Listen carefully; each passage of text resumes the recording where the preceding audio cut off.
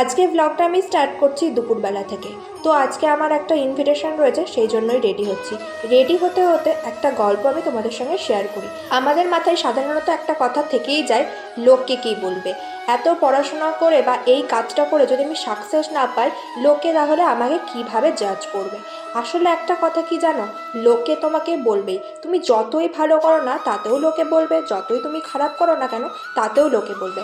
আমি আমার একটা ওপিনিয়ন দিচ্ছি, আমি যে স্ট্র্যাটেজিতে বিলিভ করি সেটা হচ্ছে ভগবানের প্রতি আস্থা আর বিশ্বাস রাখো। সে একমাত্র পারে সব কিছুর সমাধান করতে আর সব কিছু চেঞ্জ করে দিতে।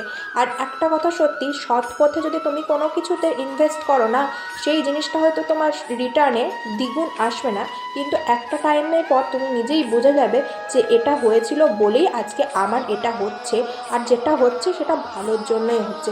লোকে কি বলবে সেটা না ভেবে নিজের স্যাটিসফ্যাকশন যেটাতে হয় সেটাই করো।